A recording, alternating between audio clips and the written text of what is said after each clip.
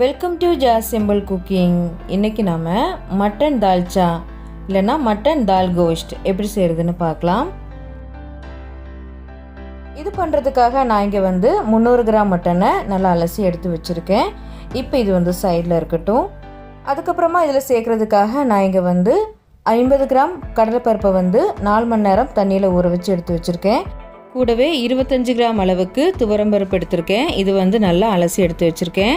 அதுக்கப்புறமா 25 கிராம் அளவுக்கு மைசூர் பருப்பு எடுத்து வச்சுருக்கேன். இதுவும் நல்லா அலசி எடுத்து வச்சுருக்கேன். துவரம்பருப்பையும் மைசூர் பருப்பையும் நான் ஊற வைக்கல, அப்படியே அலசி தான் வச்சுருக்கேன். இப்போ இந்த 3 பருப்பையும் நாம் ஒரு குக்கருக்கு மாற்றிடலாம். இப்போ பருப்பு எல்லாமே குக்கருக்கு மாற்றியாச்சு. இப்போ நாம் இதில் தேவைக்கேற்ப தண்ணி சேர்த்துக்கலாம். நான் இங்கே 3 கப் அளவுக்கு தண்ணி சேர்த்துருக்கேன். சேர்த்துட்டு இப்போ இதில் 1/4 டீஸ்பூன் அளவுக்கு மஞ்சள் தூள் சேர்த்துக்கலாம். கூடவே 2 டேபிள் ஸ்பூன் அளவுக்கு எண்ணெய் சேர்த்துக்கோங்க. சேர்த்துட்டு இது நல்லா மிக்ஸ் பண்ணி விட்டுடலாம். அதுக்கப்புறமா மூடி வச்சு நாம் இது வேக வச்சிடலாம். இப்போ நாம் இது ஸ்டவ்வில் வச்சிடலாம். இப்போ ஸ்டவ் ஆன் பண்ணதுக்கப்புறமா ஹை ஃப்ளேமில் ஒரு விசில் வந்ததுக்கப்புறமா ஃப்ளேமை லோ டு மீடியம் வச்சு ஒரு 3லேருந்து 4 விசில் வர வரைக்கும் வெயிட் பண்ணலாம். நான் மொத்தம் 5 விசில் வச்சுருந்தேன். இப்போ ப்ரெஷர்லாம் போனதுக்கப்புறமா ஓப்பன் பண்ணி பார்த்துடலாம். பாருங்கள், இப்போ இது நல்லா வெந்திருக்கு. நல்லா மசிச்சு விட்டுக்கோங்க. இப்போ இது நல்லா மசிச்சு விட்டாச்சு. இப்போ இது சைடில் இருக்கட்டும். அதுக்கப்புறமா நம்ம எடுத்து வச்சுருந்த மட்டனை ஒரு கடாய்க்கு மாற்றிடலாம். மாற்றிட்டு இப்போ இதில் ஒரு மீடியம் சைஸ் பெரிய வெங்காயத்தை நீளவாக்கில் கட் பண்ணி சேர்த்துக்கோங்க. அதுக்கப்புறமா இதில் 1 டேபிள் ஸ்பூன் அளவுக்கு இஞ்சி பூண்டு விழுது சேர்த்துக்கலாம். அதுக்கப்புறமா இப்போ இதில் ஒரு கருப்பு ஏலக்காய், பாதி போல் நட்சத்திர சோம்பு, ஒரு துண்டு பட்டை, ஒரு சின்ன சைஸுக்கு ஜாதிபத்திரி, 2 கிராம்பு, 1/4 டீஸ்பூன் ஜீரகம், அதுக்கப்புறமா 1/4 டீஸ்பூன் மிளகு. இப்போ இதை நாம் கடாயில் சேர்த்துடலாம். சேர்த்துட்டு இப்போ இதில் 1/4 டீஸ்பூன் மஞ்சள் தூள் சேர்த்துக்கலாம். கூடவே தேவைக்கேற்ப உப்பு சேர்த்துக்கோங்க. அதுக்கப்புறமா இப்போ இதில் 2 டேபிள் ஸ்பூன் அளவுக்கு எண்ணெய் சேர்த்துக்கலாம். கூடவே ஒரு பிரியாணி இலை சேர்த்துக்கோங்க. சேர்த்துட்டு இப்போ இது நல்லா மிக்ஸ் பண்ணி விட்டுடலாம். இப்போ எல்லாம் சேர்த்து நல்லா மிக்ஸ் பண்ணியாச்சு. இப்போ நாம் இது ஸ்டவ்வில் வச்சிடலாம். இப்போ நாம் அடுப்பை பற்ற வச்சிடலாம்.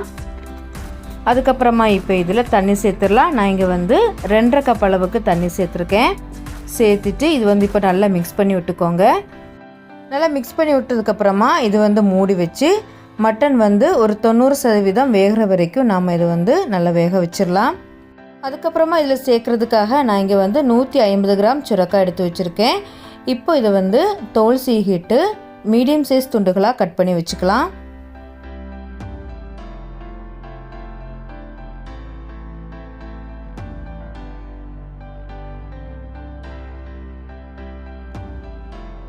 இது கட் பண்ணதுக்கப்புறமா இது சைடில் இருக்கட்டும். இப்போ 1 மணி நேரம் போல் ஆயிருக்கு. மட்டன் வெந்துட்டான்னு செக் பண்ணிடலாம். இது கலந்து விட்டுக்கோங்க. பாருங்கள், மட்டன் 90% போல் வெந்திருக்கு. நல்லா மிக்ஸ் பண்ணி விட்டுக்கலாம். நல்லா மிக்ஸ் பண்ணி விட்டதுக்கப்புறமா இப்போ இதில் 1/2 டீஸ்பூன் அளவுக்கு கரம் மசாலா சேர்த்துக்கலாம். கூடவே 1 டீஸ்பூன் மல்லித்தூள், அதுக்கப்புறமா 1 டீஸ்பூன் நார்மல் வத்தல் தூள், அதுக்கப்புறமா 1 டீஸ்பூன் காஷ்மீரி வத்தல் தூள் சேர்த்துட்டு இது நல்லா கலந்து விட்டுக்கோங்க. நல்லா கலந்து விட்டதுக்கப்புறமா இப்போ இது மூடி வச்சு ஒரு 2 நிமிஷம் வேக வச்சிடலாம். 2 நிமிஷம் கழித்து நாம் இது ஓப்பன் பண்ணி பார்த்துடலாம். இப்போ நம்ம சேர்த்த எண்ணெயெல்லாம் நல்லா வெளியே வர ஆரம்பிச்சிட்டு நல்லா மிக்ஸ் பண்ணி விட்டுக்கோங்க. நல்லா மிக்ஸ் பண்ணி விட்டதுக்கப்புறமா இப்போ இதில் ஒரு பச்சை மிளகாய் நான் 2ஆக கட் பண்ணி சேர்த்துருக்கேன். அப்புறமா ஒரு மீடியம் சைஸ் தக்காளியை சின்னதாக கட் பண்ணி சேர்த்துக்கோங்க. கூடவே நம்ம ஏற்கனவே கட் பண்ணி வச்சுருக்கிற சுரக்காய் துண்டுகளை இப்போ சேர்த்துடலாம். சேர்த்துட்டு சுரக்காய் வேக வைக்கிறதுக்காக தேவைக்கேற்ப தண்ணி சேர்த்துக்கோங்க. நான் இங்கே 1 கப் அளவுக்கு தண்ணி சேர்த்துருக்கேன். சேர்த்துட்டு இது நல்லா மிக்ஸ் பண்ணி விட்டுக்கலாம். நல்லா மிக்ஸ் பண்ணி விட்டதுக்கப்புறமா இப்போ இதை மூடி வச்சு ஒரு 5 நிமிஷம் வேக வச்சிடலாம். இப்போ இது மூடி வச்சு 5 நிமிஷம் போல் இருக்குது. இப்போது சுரக்காய் வெந்துட்டான்னு செக் பண்ணிடலாம். பாருங்கள், சுரக்காயெல்லாம் நல்லா வெந்திருக்கு.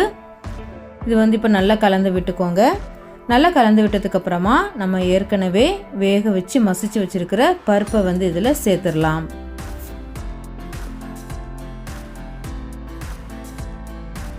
சேர்த்துட்டு பருப்பு வேக வச்ச குக்கரில் அரை கப் அளவுக்கு தண்ணி சேர்த்து நல்லா அலசிட்டு இப்போ இதில் சேர்த்துக்கலாம். உங்களுக்கு வந்து எவ்வளோ கிரேவி வேணுமோ அந்த அளவுக்கு தண்ணி சேர்த்துக்கோங்க. சேர்த்துட்டு இப்போ இது வந்து நல்லா மிக்ஸ் பண்ணி விட்டுக்கலாம். நல்லா மிக்ஸ் பண்ணி விட்டதுக்கப்புறமா இப்போ இதில் உப்பு செக் பண்ணி பார்த்துக்கோங்க. கம்மியாகிடுச்சின்னா சேர்த்துக்கோங்க. நான் வந்து கொஞ்சம் உப்பு சேர்த்துக்கிறேன். சேர்த்துட்டு இப்போ இது வந்து நல்லா மிக்ஸ் பண்ணி விட்டுடலாம். நல்லா மிக்ஸ் பண்ணி விட்டதுக்கப்புறமா இது வந்து ஒரு 2 நிமிஷம் நல்லா கொதிக்க வச்சிடலாம். இது வந்து 2 நிமிஷம் நல்லா கொதிச்சுட்டு நல்லா மிக்ஸ் பண்ணி விட்டுக்கோங்க. நல்லா மிக்ஸ் பண்ணி விட்டதுக்கப்புறமா இப்போ இதில் சின்னதாக கட் பண்ணி வச்சுருக்கிற கொத்தமல்லியில் சேர்த்துடலாம். கூடவே சின்னதாக கட் பண்ணி வச்சுருக்கிற புதினால சேர்த்துக்கோங்க. அதுக்கப்புறமா பாதி லெமனை வந்து பிழிஞ்சு சேர்த்துக்கலாம். லெமன் ஜூஸ் சேர்க்குறதுக்கு பதிலாக நீங்கள் வந்து 2 டேபிள் ஸ்பூன் அளவுக்கு புளித்தண்ணி வந்து சேர்த்துக்கோங்க. சேர்த்துட்டு இது வந்து நல்லா மிக்ஸ் பண்ணி விட்டுடலாம். இது வந்து நல்லா மிக்ஸ் பண்ணி விட்டதும் இப்போ நாம் இது வந்து சைடில் எடுத்து வச்சிடலாம். அதுக்கப்புறமா நாம் வந்து குழம்பு தாளிச்சிடலாம்.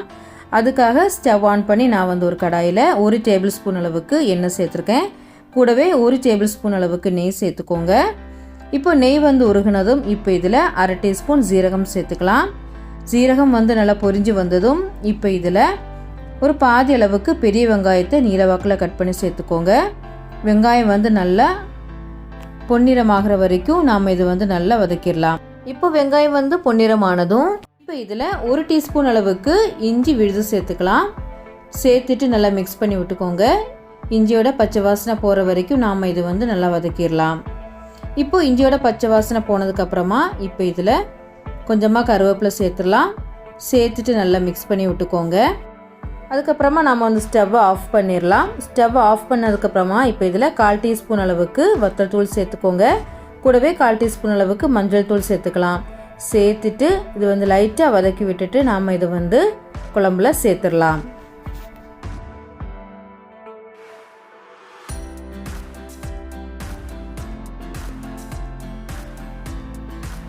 இப்போ இது வந்து நல்லா மிக்ஸ் பண்ணி விட்டுக்கோங்க. நம்ம மட்டன் தால்ச்சா அதாவது மட்டன் தால் கோஸ்ட் வந்து சூப்பராக ரெடி ஆகிட்டு. இது வந்து சாதத்தை கூட வச்சு சாப்பிட்றதுக்கு ரொம்ப சூப்பராக இருக்கும். அதே மாதிரி சப்பாத்தி கூடயும் நல்லாயிருக்கும். டேஸ்ட்டு வந்து ரொம்ப சூப்பராக இருக்கும். நீங்களும் வீட்டில் செஞ்சு பாருங்கள். இந்த வீடியோ உங்களுக்கு பிடிச்சிருந்துச்சுன்னா லைக் பண்ணுங்கள், ஷேர் பண்ணுங்கள். மறக்காமல் ஜஸ்ட் சிம்பிள் குக்கிங் சேனலுக்கு சப்ஸ்கிரைப் பண்ணுங்கள். தேங்க்ஸ் ஃபார் வாட்சிங்.